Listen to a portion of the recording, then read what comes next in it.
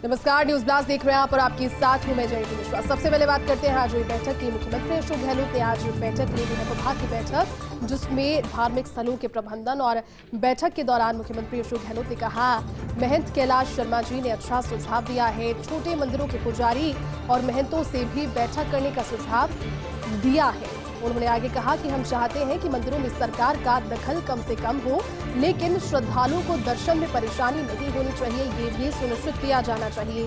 प्रदेश में बाहर से लाखों श्रद्धालु पहुंचते हैं। देखिए, आज की जो बैठक थी, जो वीडियो कॉन्फ्रेंसिंग के माध्यम से मुख्यमंत्री अशोक गहलोत ले भी रहे थे और सीएमआर में जनप्रतिनिधि मौजूद भी थे, वो महत्वपूर्ण इस लिहाज से क्योंकि ये दूसरी बैठक इसी मुद्दे पर हुई। यहाँ पर मुख्यमंत्री अशोक गहलोत ने तमाम उन महत्वपूर्ण बातों का जिक्र किया। उन्होंने कहा कि प्रदेश में श्रद्धालुओं को दर्शन करने में परेशानी नहीं होनी चाहिए, ये सुनिश्चित करना चाहिए मंदिर प्रशासन को, जो भी धार्मिक स्थल से जुड़े हुए प्रतिनिधि हैं उन्हें, लेकिन साथ ही साथ सरकार का दखल भी वहां पर कम हो। हम भी खुद यही चाहते हैं, लेकिन व्यवस्थाओं को बनाए रखने के लिए, क्योंकि प्रदेश में बाहर से लाखों श्रद्धालु ऐसे में पहुंचते हैं, उन्हें धक्के नहीं खाने पड़े और सुगमता के साथ में उन्हें अपने इष्ट के दर्शन हो पाए। धार्मिक पर्यटन का महत्व है, इसके लिए धन की कमी भी नहीं है। तमाम बातें मुख्यमंत्री अशोक गहलोत ने आज की इस मीटिंग के दौरान कही। तो वहीं मुख्यमंत्री आवास पर मेलों को लेकर हुई बैठक में बोले महंत कैलाश शर्मा। कहा भक्तजनों की सुविधा के लिए संवेदनशील फैसला मुख्यमंत्री गहलोत ने लिया। मुझे मीटिंग की सूचना देरी से दी, इसलिए देरी से इससे जुड़ पाया।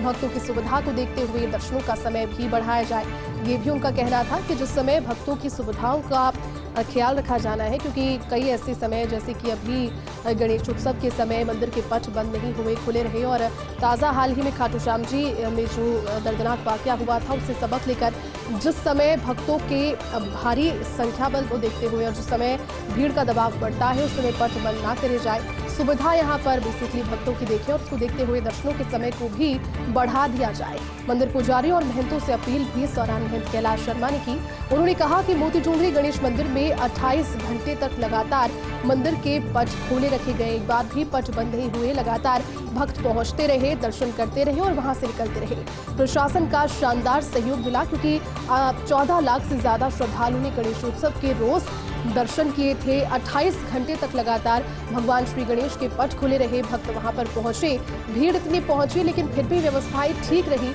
पार्किंग को लेकर समस्या उन्होंने बताई। उन्होंने कहा कि गणेशोत्सव पर मंदिर प्रशासन की व्यवस्थाएं तो अच्छी थी, कोशिश यही की गई थी पट को खुला रख करके कि भक्तों को परेशानी ना हो, लेकिन पार्किंग को लेकर फिर भी लोगों को कई दिक्कतों का सामना करना पड़ा। उन्होंने कहा कि आपकी समृद्धि रहे, आपका राज बना रहे, क्योंकि यहाँ पर बातचीत कर रहे थे प्रदेश के मुख्यमंत्री अशोक गहलोत से। मीटिंग के दौरान उन्होंने कहा कि आपकी समृद्धि बरकरार रहे, आपका राज बना रहे, और ये कहकर आशीर्वाद भी उन्होंने मुख्यमंत्री गहलोत को दिया। साथ ही कहा कि छोटे मंदिरों की समस्याओं पर भी ध्यान देना चाहिए और इस सुझाव को मुख्यमंत्री अशोक गहलोत ने कबूला भी। उन्होंने कहा कि महंत कैलाश शर्मा ने जिस तरह से कहा कि वो स्थान, वो धार्मिक स्थल जो कि छोटे मंदिरों की श्रेणी में आते हैं, जहां पर भक्तों की उतनी संख्या नहीं होती जितने की बड़े धार्मिक स्थलों पर होती है, ध्यान उन पर भी देना चाहिए। वहां से भी प्रतिनिधियों को बुलाना चाहिए, उनसे भी बातचीत कर उनकी समस्याओं का जो ख्याल है वो रखना चाहिए। महंत कैलाश शर्मा ने आगे कहा कि मंदिरों में भीड़ ना दिखाएं, दर्शनों का समय बढ़ाने से आधी समस्या खत्म हो जाएगी, क्योंकि ये एक सार्वजनिक सुझाव था। ये और भी मंदिरों के लिए जो कि इससे सीख ले सकते हैं कि दर्शनों का समय बढ़ाने से आधी समस्या भीड़ की खत्म हो जाएगी। ये तमाम बातें आज इस महत्वपूर्ण बैठक के दौरान महंत कैलाश शर्मा ने की। तो गहलोत मतलब 100 तालों की एक चाबी। सीएमआर में मेलों को लेकर बैठक का रोचक वाकया अब आपको बता देते हैं। दरअसल पुष्कर के मेले को लेकर भी इस बैठक में चर्चा हो रही थी, क्योंकि ओवरऑल प्रदेश में जो मेले होते हैं, जो धार्मिक आयोजन होते हैं, या फिर आने वाले दिनों में त्योहारों की बात कर ली जाए, वहां पर भीड़ ना बढ़े। पुष्कर मेले को लेकर भी इस बैठक में चर्चा चल रही थी और इसी दौरान मेले के आयोजकों ने मुख्यमंत्री से मांग की। मंदिर प्रमुख पुजारी ने इस दौरान एक रोचक टिप्पणी की। उन्होंने कहा कि गहलोत का मतलब है 100 तालों की एक चाबी। मेले के लिए कलेक्टर को अलग से बजट दें। उन्होंने कहा कि एक चाबी मुख्यमंत्री अशोक गहलोत हैं और लिहाजा इस मेले के लिए, पुष्कर मेले के लिए कलेक्टर को अलग से बजट आवंटित किया जाना चाहिए, ताकि बड़े अफसरों पर बार बार निर्भर ना रहना पड़े। बजट उनके पास भी होगा तो मेले की व्यवस्थाएं और ज्यादा अच्छी हो पाएंगी, और बजट अगर इसके लिए स्पेशली अलग से होगा तो इसमें कई अन्य जो नवाचार हैं मेले के दौरान वो भी किए जा सकेंगे। व्यवस्थाओं की यहाँ पर बात हो जाए वो भी। और इस रोचक टिप्पणी को सुनकर मुख्यमंत्री अशोक गहलोत भी इस मीटिंग के दौरान मुस्कुराते हुए नजर आए। सिर साटे रुख रहे तो भी सस्तो जान। पर्यावरण की रक्षा के लिए बिश्नोई समाज का बड़ा योगदान है और इस समाज के योगदान को बिल्कुल भी नकारा नहीं जा सकता। लगातार उन्होंने पर्यावरण की रक्षा के लिए कार्य किए हैं और न्यौछावर भी प्राणों को किया है। जोधपुर के पास खेजड़ली में 5 सितंबर को ख्यातनाम मेला भरेगा। खेजड़ी वृक्ष को बचाने के लिए 363 शहीदों की याद में ये मेला भरता है। 363 शहीदों की शहादत, जिन्होंने पेड़ों को नहीं कटने दिया, पेड़ों से लिपट गए और उसके बाद में अपनी जिंदगी भी न्यौछावर की। हर वर्ष उनकी याद में खेजड़ी वृक्ष को बचाने के लिए जिन्होंने अपने प्राणों की आहुति दी थी, ये मेला भरता है। जोधपुर से 28 किलोमीटर दूर खेजड़ली गांव में हर साल इस मेले का आयोजन होता है। गुरु जम्भेश्वर मंदिर अमृता देवी खेजड़ली स्मारक पर भरता है मेला। अमृता देवी, जिन्होंने इस आंदोलन में सबसे अग्रिम पंक्ति में खड़े होकर के अपने ऊपर भी कुल्हाड़ी के वार को झेला और सहा, साथ ही शहादत अपनी दी, लेकिन पेड़ को नहीं कटने दिया। पर्यावरण के लिए उन्होंने सर्वस्व अपना न्यौछावर किया। देश दुनिया में बसे बड़ी संख्या में बिश्नोई समाज के लोग इसमें शामिल होते हैं, क्योंकि इसमें शामिल होने के लिए लगातार देश और दुनिया में बसे हुए बड़ी संख्या में जो बिश्नोई समाज के लोग हैं वो भी पहुंचते हैं। लिहाजा व्यवस्थाएं उतनी अच्छी होनी चाहिए, उनके लिए अनुकूल होनी चाहिए। 289 साल पहले 363 अमर शहीदों को श्रद्धा सुमन इस दौरान अर्पित किया जाता है। यादगार ये दिन है। मेला स्थल पर बिश्नोई धर्मगुरुओं के सानिध्य में विशाल हवन होता है, विशाल आयोजन होता है, भजन संध्याएं होती है, गरीबों को भोजन करवाया जाता है, लंगर व्यवस्था वहां पर होती है। 4 सितंबर को रात 8 बजे से विशाल रात्रि जागरण का भी आयोजन होता है और प्रतिवर्ष ये मेला होता है, जिसमें न सिर्फ प्रदेश के, देश के, बल्कि देशों से बाहर भी बिश्नोई समाज के लोग स्पेशली इस दिन के लिए वहां पर पहुंचते हैं। State guest house house full. Ashoka hotel बधारी, जी हां, महंगाई के खिलाफ रैली को लेकर दिल्ली पहुंच रहे हैं अधिकतर कांग्रेसी विधायक, क्योंकि आह्वान उनसे किया गया है कि आप ज्यादा से ज्यादा संख्या में दिल्ली पहुंचे और एक अनुमान के अनुसार 1 लाख से ज्यादा कांग्रेस के कार्यकर्ता दिल्ली पहुंचेंगे राजस्थान से। लेकिन इसको लेकर और मुख्यमंत्री गहलोत भी वहां पर पहुंच गए हैं। सीएम प्रवास और राज्यपाल के मेहमानों की वजह से स्टेट गेस्ट हाउस फुल हो चुके हैं और ऐसे में व्यवस्थाएं अब की गई है अशोका होटल में, जहां पर विधायकों के कमरे बुक कराए जा रहे हैं। पासेस की व्यवस्था देखिए सभी के लिए यहाँ पर है और एक खास चीज भी रहेगी, जब दिल्ली के लिए कूच करेंगे तो दिल्ली जयपुर हाईवे के दौरान कुछ चेक पोस्ट इस तरह से बनाए गए हैं। चेक पोस्ट पर रुकेंगे और पासेस बकायदा सभी को वितरित किए गए हैं।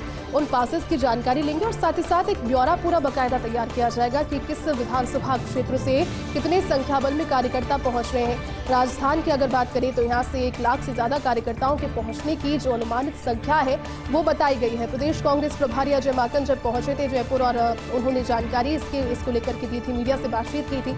अब वहां पर रहने की बात अगर हम करते हैं तो अभी करीब 2 दर्जन विधायक दिल्ली ऑलरेडी पहुंच गए हैं।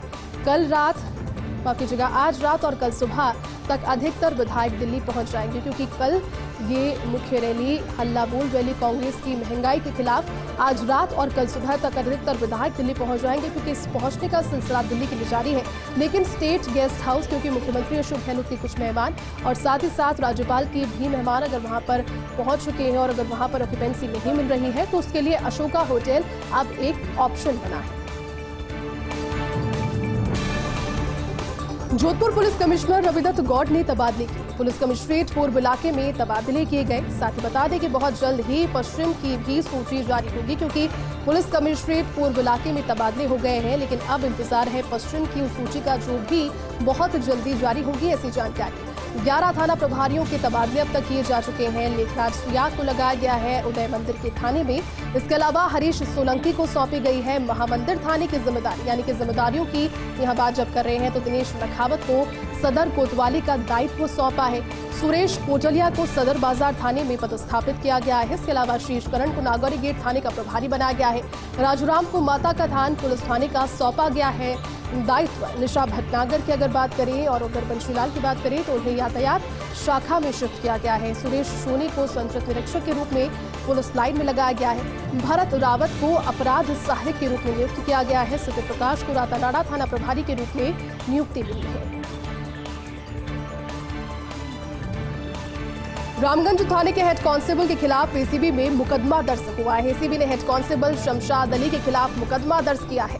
एसीबी ने 10,000 रुपए की रिश्वत की डिमांड का मुकदमा दर्ज किया है। दरअसल परिवादी को डरा धमका कर पहले भी 3000 रुपए की रिश्वत ले चुका है और परिवादी की एक मछली की दुकान है। मछली की दुकान को बंद कराने की धमकी दी और उसको बंद कराने की धमकी लेकर इस घूस की मांग की थी। जिसके बाद परिवादी ने घूस देने के लिए मना जब किया तो थप्पड़ मारने का भी इस पर आरोप है। साथ ही आपको बता दें कि अब एसीबी ने आरोपी शमशाद अली के खिलाफ मुकदमा दर्ज कर लिया है और कार्रवाई इस पर शुरू कर दी है। आबकारी कमिश्नर ने कहा था प्रहराधिकारी को हटा दो। प्रहराधिकारी बगैर पोस्टिंग ही धड़ल्ले से जिले में केस बना रहे हैं। आखिर क्या हो रहा है आबकारी विभाग की संस्थापन शाखा में? बात यहाँ पर यही है और मुद्दा यही है कि आखिर आबकारी विभाग की जो संस्थापन शाखा है उसमें किस तरह का प्रोसीजर जारी है, कौन सी कार्यशैली है, क्योंकि 2 बार के निलंबित पीओ नारायण सिंह तोमर को लेकर ये शिकायत थी। रविवार को 10 जिलों की समीक्षा बैठक में भरतपुर डीईओ शिव सिंह ने इसकी शिकायत की। उन्होंने कहा कि पीओ नारायण सिंह तोमर फर्जी केस बनाने के चलते 2 बार निलंबित हुआ। खुद को सिंघम साबित करने की होड़ में बना देता है फर्जी केस, यानी खुद को सुपीरियर साबित करना और सिंघम साबित करना यहाँ पर उनकी आदत, और इसी होड़ में, इसी कॉम्पिटिशन में फर्जी केसेस वो बना रहे हैं। 22 फरवरी 2022 को 16 सीसी के अंतर्गत उन्हें निलंबित किया गया था, लेकिन डीओ ने इस पर कहा कि पीओ के द्वारा अवैध ब्रांच चलाने से विभाग की लिफ्टिंग घट गई है और इस पर कमिश्नर कुमार पाल गौतम ने कहा ऐसे आदमी को हटा दो। पिछले दिनों अभियान के लिए पीओ तोमर को अस्थायी रूप से डीग लाया गया था, लेकिन अब अभियान खत्म होने के बाद भी जिले भर में केसेस बना रहे हैं पीओ तोमर। तो कार्यशैली यहाँ पर इसीलिए सवालिया घेरों में है क्योंकि अभी भी वहां पर जिले भर में केसेस पीओ तोमर बना रहे हैं। 31 अगस्त को 27 पीओ के तबादलों में तोमर को पोस्टिंग नहीं दी गई। अब विभाग के अफसरों में जोरदार चर्चा इसको लेकर चल रही है। आखिर बगैर किसी पदस्थापन के पीओ तोमर कैसे बना रहे हैं केस? सवाल यही कि पदस्थापन भी नहीं हुआ तो फिर केसेस कैसे बन रहे हैं? पीओ की इन अनाधिकृत कार्रवाइयों से कहीं तीसरी बार उनका निलंबन ना हो जाए, सवाल अब यही बरकरार है। वो नाच में हुए इतने मदहोश कि घुंघरू टूट गए। मधुशालाओं वाले महकमे में हाड़ौती में एक फ्री स्टार का ये किस्सा अब आपको बता देते हैं। करीब 2 साल से साहब संभाल रहे हैं जिले भर का चार्ज। साहब पर एक निजी मदिरा कंपनी के घुंघरू की सवार हुई कुछ ऐसी धुन कि परमिट का अधिकार हटने के बाद भी उसका मोह नहीं छोड़ पाए और अपनी संविदा कर्मियों के जरिए ठेकेदारों को जबरन यहां से दिलाते रहे शराब। इस कम चलने वाले ब्रांड के जिले में जमकर उठाव भी कराया गया। सयाने कहते हैं शिकायत हुई तो साहब को पूर्वी द्वार पर भेजा गया। अब साहब को मिली है ऐसी पोस्टिंग कि ना घुंघरू बजे और ना ही नाचने की जगह। अब बात कर लेते हैं संवाददाता शिवेंद्र सिंह परमार की एक रिपोर्ट की। तो कटघरे में एनसीआरबी की 2021 से अपराधों को लेकर जारी हुई है रिपोर्ट। पॉक्सो से जुड़े मामलों में समझ से परे हैं एनसीआरबी के आंकड़े, क्योंकि एनसीआरबी के आंकड़ों के अनुसार 15 राज्य ऐसे हैं जहां नाबालिगों के साथ दुष्कर्म की घटना हुई ही नहीं, और ऐसे 15 राज्यों की सूची में है बिहार, कर्नाटक, हरियाणा और पश्चिम बंगाल जैसे राज्यों के भी नाम।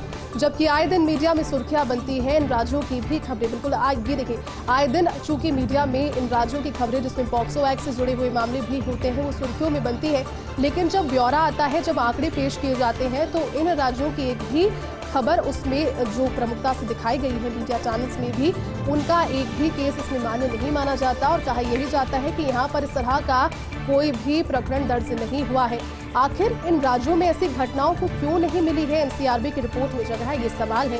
क्या एनसीआरबी ने जल्दबाजी में ये सूची जारी की है और जल्दबाजी में सूची जारी कर उन तमाम राज्यों को इससे बख्श दिया गया है, या फिर भूलवश से छोड़ दिया गया है? जहां पर आए दिन इस प्रकार के केसेस की तस्वीरें और खबरें तो सामने आती हैं, लेकिन जब आंकड़े जारी होते हैं तो आंकड़ों में शून्य इन राज्यों में इस प्रकार के प्रकरण। आगे बढ़ेंगे। राजस्थान प्राइवेट सिक्योरिटी एजेंसी नियम 2022 पारित। एजेंसी के लिए लाइसेंस लेने के 6 महीने के अंदर शुरू करना होगा काम। संबंधित नियंत्रक अधिकारी को इसके बारे में सूचना भी देनी होगी। गृह विभाग ने इसकी अधिसूचना जारी कर दी और अधिसूचना जारी होने के साथ में अब इस पर एक्टिवली कार्य भी होगा, क्योंकि ये नियम और एजेंसी नियम अब पारित हो गया है। क्या परिवहन विभाग से 20 करोड़ की राशि लेकर भूल गया है स्वास्थ्य विभाग? बजट घोषणा के अनुरूप होना था बड़ा काम। प्रदेश के 100 सीएचसी को किया जाना है प्राइमरी ट्रॉमा सेंटर के रूप में अपग्रेड। सड़क दुर्घटना में घायल लोगों की जान बचाने की एक महत्वपूर्ण योजना थी। और इसके लिए परिवहन विभाग ने स्वास्थ्य विभाग को काफी समय पहले ही 20 करोड़ की राशि जारी कर दी थी, लेकिन लंबे समय बीत जाने के बाद में भी स्वास्थ्य विभाग इस योजना को लेकर खाली हाथ आज तक है। परिवहन विभाग के रिमाइंडरों का भी स्वास्थ्य विभाग पर कोई असर नहीं पड़ रहा है, यानी कि लंबे समय पहले ही जब इस व्यवस्था को मूर्त रूप देने के लिए कि वहां पर सड़क दुर्घटना में घायल लोग हैं उन्हें जल्द से जल्द उपचार मिल जाए, उनकी जिंदगी किसी तरह से बच जाए, उसके लिए 20 करोड़ रुपए सौंपे गए थे परिवहन विभाग की ओर से, लेकिन आज तक रिमाइंडर्स कई दिए गए हैं हालांकि परिवहन विभाग की ओर से, लेकिन सवाल जब पूछे जाते हैं काम को लेकर तो धरातल पर अभी कुछ भी नजर नहीं आ रहा। इसको लेकर के अभी भी स्वास्थ्य विभाग खाली हाथ है। प्रदेश में हुए छात्र संघ चुनाव में एनएसयूआई को अपनों ने ही हराया। सवाल यही है कि एनएसयूआई का दमखम इतना दिखा, लेकिन हार एनएसयूआई को क्यों मिली और प्रदेश भर में एनएसयूआई की हार सिर्फ एक जगह पर नहीं बल्कि हर जगह पर हुई। किसी भी जगह पर अध्यक्ष पद पर एनएसयूआई अपना दबदबा काबिज नहीं कर पाई।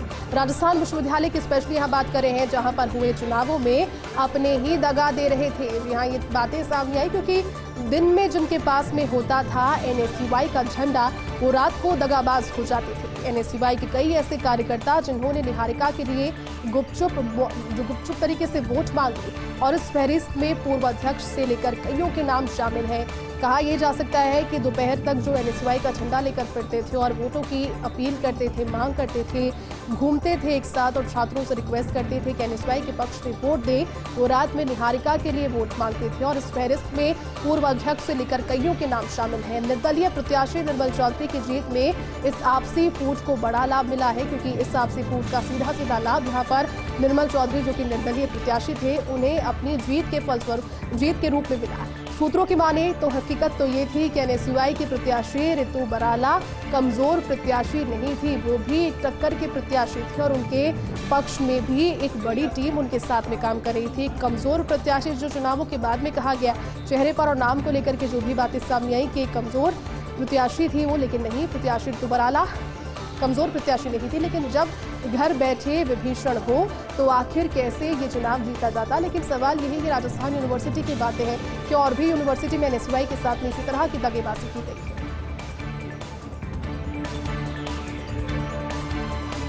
माध्यमिक शिक्षा बोर्ड ने पूरक परीक्षाओं का परिणाम जारी किया। आरबीएसई ने 13 जून को बोर्ड की क्लास 10वीं बीएसईआर रिजल्ट की घोषणा की थी और आरबीएसई कक्षा 10वीं की परीक्षा के लिए पंजीकृत कुल 10,36,626 छात्रों में से 8,77,849 या फिर 82.89% छात्रों ने बीएसईआर की 10वीं की परीक्षा उत्तीर्ण करी और परीक्षा आयोजित करने वाली संस्था ने उन बच्चों को पूरक परीक्षा में बैठने की अनुमति भी दी थी जो राजस्थान बोर्ड कक्षा 10 की परीक्षा नहीं उत्तीर्ण कर पाए थे। कक्षा 12वीं बीएसईआर परीक्षा परिणाम 6 जून को घोषित हुआ था।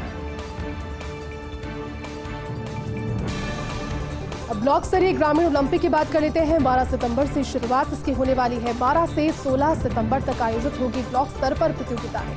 विभिन्न खेलों के लिए 120 टीमें मैदान में होगी। 1249 खिलाड़ी इन प्रतियोगिताओं में हिस्सा लेने वाले हैं और साथ ही आपको बता दें कि देखिए 1249 खिलाड़ी जब इस प्रतियोगिता में हिस्सा लेंगे और ग्रामीण ओलंपिक है 12 तारीख से शुरू होकर के आगामी 16 तारीख तक चलेगा। उसके बाद में 16 तारीख के दौरान तक जितनी भी प्रतियोगिताएं होगी, इसमें ब्लॉक स्तर पर होने वाली प्रतियोगिताओं में कौन से वर्ग में प्रतियोगिताएं होनी है, किसके आयु वर्ग के साथ साथ कौन से खेलों की प्रतियोगिताएं होनी है, इनकी भी जानकारी आ गई है और 1249 प्रतिभागी इस टूर्नामेंट में हिस्सा लेंगे। राजीव गांधी ग्रामीण ओलंपिक खेल तो जारी है, लेकिन साथ ही साथ अब ब्लॉक स्तर पर ग्रामीण ओलंपिक खेल भी 12 सितंबर से लेकर 16 सितंबर तक आयोजित किए जाएंगे। प्रदेश में एक बार फिर से मानसून पकड़ सकता है रफ्तार, क्योंकि प्रदेश के कई जिलों और शहरों में पारा 35 डिग्री के पार पहुंच गया। एक बार फिर से लोगों को गर्मी का एहसास होने लगा है, उमस लोगों को सता रही है, लेकिन मौसम विभाग का ये कहना कि 9 सितंबर से एक बार फिर से पारा लुढ़केगा, क्योंकि बारिश यहां पर एक बार फिर से होगी। गर्मी और उमस की अगर बात करें तो आमजन का हाल उससे बेहाल है। कल हालांकि बारिश हुई थी राजधानी जयपुर में भी और भी कई जगहों पर, लेकिन उसके बाद एक बार फिर से तीखी गर्मी पड़ी और तीखी गर्मी की वजह से उमस फिर से अब फील की जाने लगी है। आगामी 9 सितंबर से प्रदेश में एक बार फिर से मानसून के सक्रिय होने के आसार हैं। ये मौसम विभाग का अंदेशा, जिसमें कहा जा रहा है कि 9 सितंबर से प्रदेश में एक बार फिर से मानसून सक्रिय होगा। प्रदेश में एक बार फिर से लौटकर मानसून इसके बाद आ जाएगा, यानी कि सितंबर के दूसरे सप्ताह की बात की जा रही थी। लिहाजा 9 तारीख की मौसम विभाग ने भी संभावना जाहिर की है। अगले 5 से 6 दिन के बाद राजस्थान में एक बार फिर से अच्छी बारिश के आसार है, यानी कि जो एक पॉज, एक ब्रेक बारिश ने और मानसून ने लिया है राजस्थान में 9 तारीख के बाद में, यानी कि अब से कुछ 5 से 6 दिन के बाद में एक बार फिर से अच्छी बारिश के आसार है। मौसम विभाग ने संकेत दिए हैं कि प्रदेश में फिर से रेनफॉल एक्टिविटी बढ़ने की संभावना मौसम विभाग जाहिर कर रहा है, यानी कि एक बार फिर से जब वेस्टर्न तंत्र एक्टिवेट होगा 9 सितंबर को, प्रदेश में मानसून के एक्टिव होने के साथ में ही तेज बारिश का दौर जारी रहेगा। कुछ स्थानों पर हल्की से मध्यम बारिश होगी, तो कुछ स्थान ऐसे होंगे जहां पर सामान्य बारिश होगी। लेकिन अब जितनी भी बारिश बरसेगी उसे बोनस कहा जाएगा, क्योंकि प्रदेश की यहां पर बात हम कर रहे हैं और प्रदेश में बारिश का कोटा पहले ही पूरा हो गया है। अतिरिक्त जितनी भी बारिश होगी वो बोनस बारिश, और वो 9 सितंबर से एक बार फिर से मौसम विभाग के कहे अनुसार प्रदेश में शुरू होगी।